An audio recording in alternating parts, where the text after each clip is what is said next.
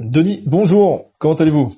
Bon, bah écoutez, ça va. On essaye de s'occuper, hein, de faire passer le temps, parce que je crois qu'on en a pour un petit moment, donc rien n'est évident, mais on fait avec. Quelles sont les consignes que vous avez données à vos joueurs, que ce soit pour le maintien physique ou que ce soit l'implication mentale pour une éventuelle suite de la saison? Aujourd'hui, on est un peu dans le flou artistique, comme on dit chez nous, c'est-à-dire que la problématique n'est pas de savoir ce qu'on doit faire ou pas faire, c'est de savoir quand on doit le faire. Parce qu'aujourd'hui, on n'a pas de visibilité sur la date de la reprise. On est tous à tâtons en disant ce sera peut-être entre, on va dire, fin avril, mi-mai, peut-être la reprise du championnat, ou peut-être pas de reprise, ou peut-être quelques matchs. Donc on sait absolument pas où on va.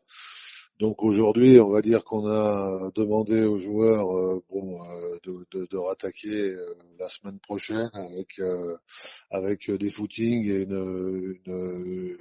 on va dire musculation généralisée, puisque de toute façon les salles sont fermées, les gymnases sont fermés, les parcs, je ne sais pas s'ils sont ouverts, donc voilà, c'est aller faire un petit footing pour l'histoire de s'entretenir, mais on peut rien prévoir ni programmer aujourd'hui en sachant pas à quelle date on va reprendre. Donc aujourd'hui, on a une quinzaine de jours à naviguer un petit peu à vue, à faire de l'entretien généralisé. Et puis par la suite, quand on y verra un peu plus clair, si on y voit plus clair, parce qu'on ne sait pas, on s'adaptera en fonction de ce qui nous est autorisé de faire. Le maintien était l'objectif de cette saison. Il était quasiment presque obtenu par vos joueurs avec 6 points, 3 victoires d'avance pardon sur Valence premier à l'heure égale. Est-ce que vous ne craignez pas en cas de reprise que ça rabatte toutes les cartes en fait cette coupure?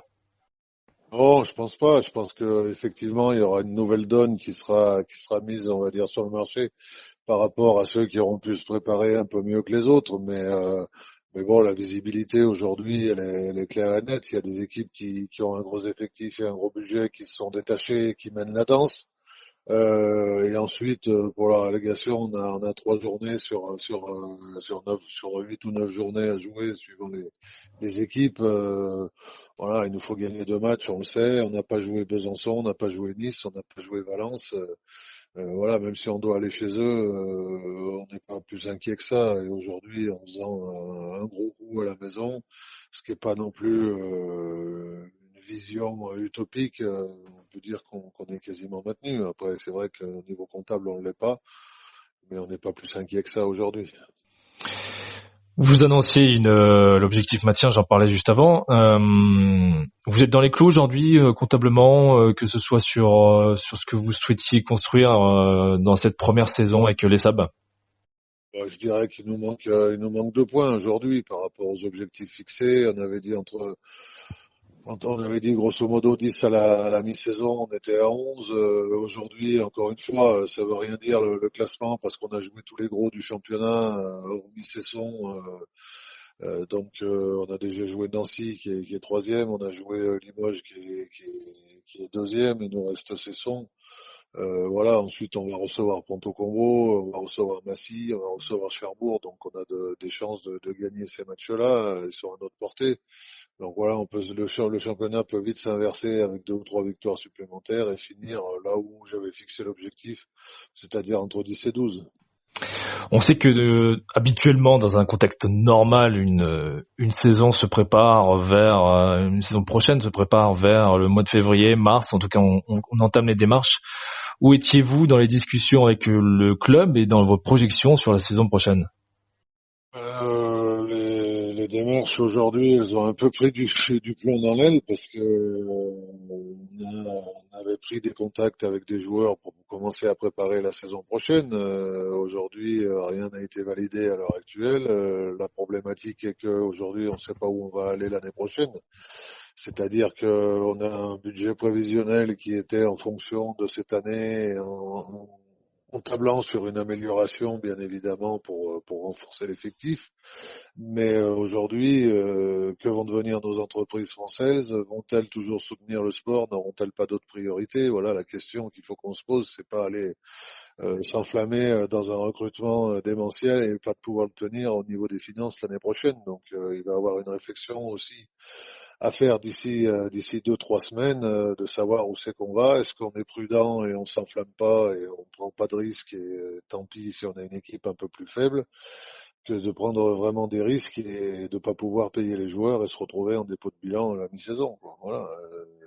Toute la problématique, elle est là. Elle n'est pas simplement sportive aujourd'hui, elle est même économique, je dirais.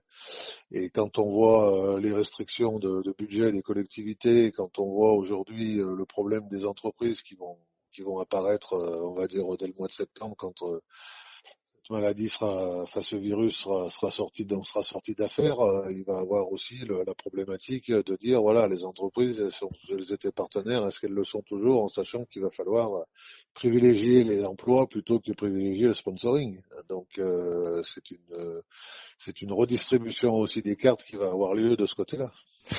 C'est une transition quasiment toute faite, puisque lorsque vous êtes arrivé au club, il y avait ce projet d'union avec Célestat, avec ce contexte-là. Est-ce que, alors que les discussions semblaient quand même mal abouties pour une union dès l'été prochain, est-ce que ça pourrait précipiter les choses de une? Est-ce que votre application dans ce projet-là vous intéresserait si ça devait être relancé?